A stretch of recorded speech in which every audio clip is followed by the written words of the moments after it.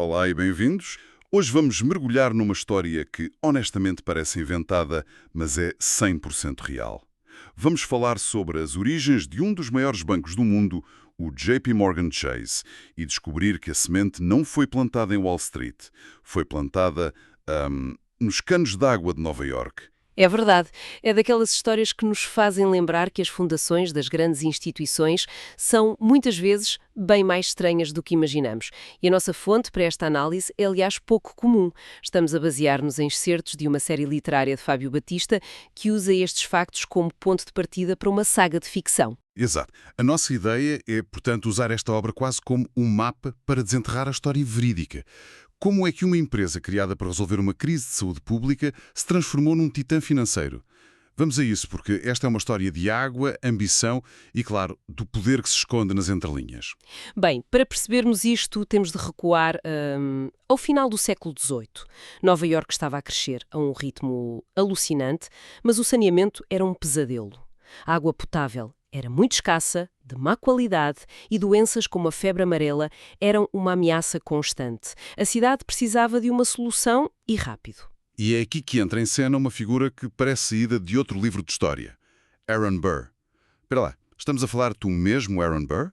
O advogado, o senador, o vice-presidente que ficou famoso pelo duelo com o Alexander Hamilton. O que é que ele tem a ver com canos d'água? O mesmíssimo. Burr era uma figura de uma ambição tremenda e viu nesta crise de saúde pública uma oportunidade de negócio e de poder, claro. Em 1799 ele funda a Manhattan Company. O objetivo era nobre, urgente, criar o primeiro sistema de água centralizado da cidade.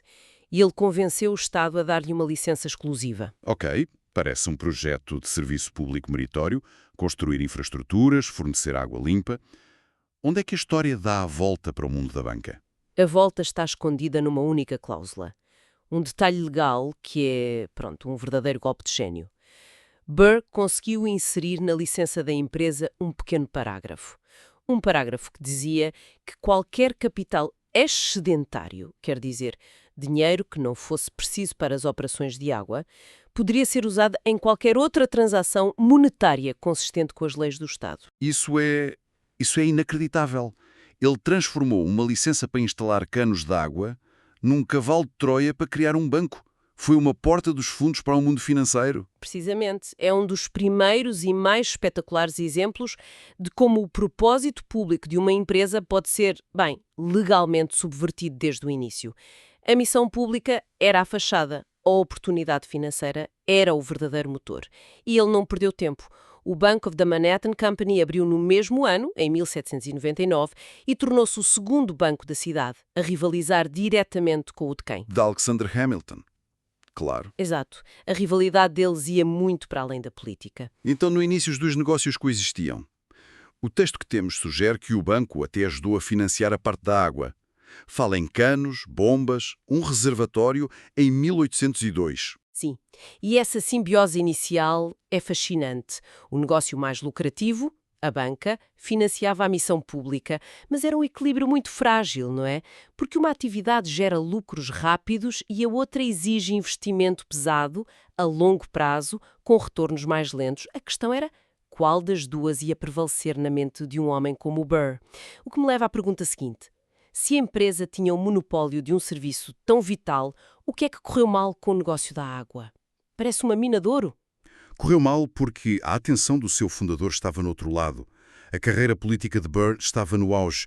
Ele tornou-se vice-presidente dos Estados Unidos em 1801.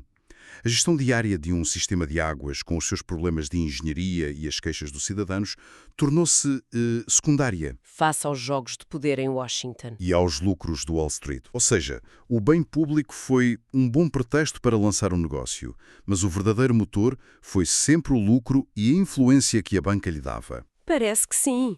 A fonte descreve como a infraestrutura de água foi progressivamente negligenciada. O serviço era inadequado, os canos eram muitas vezes de madeira, rebentavam. A Manhattan Company, na verdade, nunca cumpriu a sua promessa de fornecer água a toda a cidade. A sua reputação como empresa de serviços públicos, deteriorou-se, enquanto a sua reputação como banco cresceu. É um retrato incrível da personagem de Burr. A fonte até nos dá alguns detalhes biográficos que ajudam a compor esta imagem. Nascido em 1756, formado em Princeton, uma vida cheia de altibaixos. E até um detalhe curioso, casou-se só aos 77 anos. Muito modernas, sempre a pensar no próximo passo. E essa decisão de priorizar o banco em detrimento da água não foi uma nota de rodapé. Definiu o ADN da instituição para os séculos seguintes. A missão original foi sacrificada no altar das finanças. Ok. Então temos a Manhattan Company, que nasceu da água, mas transformou-se num banco. Mas isso é só metade do nome que conhecemos hoje. Onde é que entra a parte Chase? Para encontrar essa outra metade, temos de dar um salto no tempo. Quase 80 anos. A história do nome Chase começa depois da Guerra Civil, numa era de industrialização e expansão económica brutal. Em 1877, um banqueiro chamado John Thompson funda o Chase National Bank. Portanto, uma entidade completamente separada, sem nenhuma ligação inicial à Manhattan Company e fundada num contexto histórico totalmente diferente. Totalmente diferente. Se a Manhattan Company nasceu de uma manobra legal astuta, o Chase National Bank nasceu da pura força do capitalismo americano do final do século XIX. A sua estratégia de crescimento não foi baseada em subterfúgios, foi baseada em aquisições agressivas. Ao longo da primeira metade do século XX, o Chase foi literalmente engolindo rivais. E a fonte destaca um momento que parece ter sido um ponto de viragem para o Chase. Uma aquisição feita no pior momento económico que se possa imaginar. Sim, e é um momento de uma audácia tremenda. Em 1930, no rescaldo do crash de 29, em plena Grande Depressão, quando os bancos estavam a falir por todo o lado, o Chase National Bank faz um movimento sísmico. Adquire a Equitable Trust Company of New York. Comprar um dos maiores bancos do país, no meio do pânico da Grande Depressão, isso é de um visionário ou de um predador? Talvez um pouco dos dois, não é? Foi um movimento incrivelmente arriscado, mas que lhes deu um poder imenso.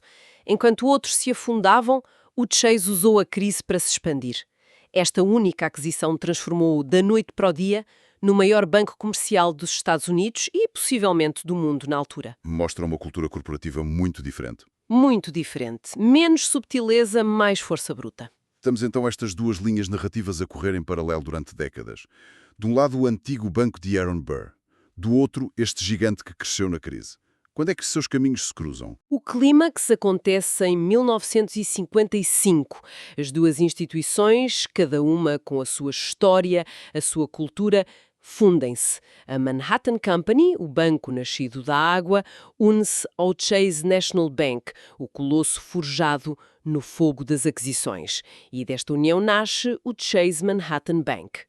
É a fusão de dois DNAs corporativos muito diferentes. A astúcia legal do século XVIII encontra-se com a ambição implacável do século XX.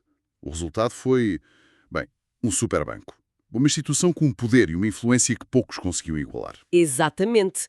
E essa fusão criou o gigante financeiro que viria a ser uma peça central na economia global, antes de se fundir novamente, já nos anos 2000, com o JP Morgan & Co., para formar o titã que conhecemos hoje. Esta história toda tem tanto drama, tantas reviravoltas, que parece mesmo tirada de um guião. O que me leva a pensar, a nossa fonte para isto não é um livro de história, é uma obra de ficção. Que liberdade é que isso dá ao autor para contar esta história? Essa é uma excelente questão. O autor, Fábio Batista, deixa claro que, embora o esqueleto da sua história seja factual, ele vai preenchê-la com uma trama de banqueiros astutos, empresários ambiciosos e espiões infiltrados. O que a ficção lhe permite fazer, e que um historiador não pode, é especular sobre o porquê. Ele pode imaginar as conversas à porta fechada, as motivações secretas, a tensão humana por trás das grandes decisões. Um relatório de contas nos diz o que aconteceu, a ficção pode tentar explorar como é que as pessoas se sentiram enquanto aquilo acontecia. A fonte menciona que o autor fez uma pesquisa minuciosa para criar uma experiência autêntica. Portanto, é uma tentativa de capturar o espírito da época. Sim, é usar os factos como uma tela para pintar um retrato mais vivo e talvez mais humano. E é importante notar, como a fonte refere, que a intenção declarada do autor é fazer uma homenagem aos colaboradores e funcionários de bancos e não uma denúncia. É uma perspectiva interessante, usar o formato de thriller de poder para, no fundo, celebrar o mundo que descreve. Muito bem, vamos recapitular. A origem de um dos maiores bancos do planeta é completamente inesperada. Uma empresa de abastecimento de água fundada em 1799. Vimos como a ambição de uma figura histórica como Aaron Burr, através de uma cláusula legal, desviou a empresa da sua missão pública original, transformando-a numa potência financeira. Depois vimos a ascensão de um poder paralelo, o Chase National Bank, um banco com ADN diferente, forjado na agressividade e que soube usar a maior crise económica da história a seu favor. E, finalmente, a fusão destas duas entidades em 1955, criando o Chase Manhattan Bank, um gigante que combinava a herança de uma manobra legal do século XVIII com a força de mercado do século XX. E tudo isto chega-nos através da lente de uma ficção que promete dar vida aos fantasmas desta história. O que nos deixa com uma reflexão final. A história da Manhattan Company é um caso de estudo fascinante sobre o propósito corporativo, não é? Quando uma empresa, fundada para servir um bem público essencial, se desvia para se focar exclusivamente no lucro, o que é que se ganha e o que é que se perde? E isso leva a uma pergunta ainda mais profunda. Quando o propósito original de uma instituição é esquecido, o que é que o substitui? E será que as narrativas que contamos sobre estas origens, sejam elas factuais ou ficcionais, servem mais para justificar o poder que estas instituições têm hoje do que para realmente compreendermos como chegaram até aqui? É algo em que vale a pena pensar. Olá e bem-vindos. Hoje vamos mergulhar numa história que honestamente parece inventada,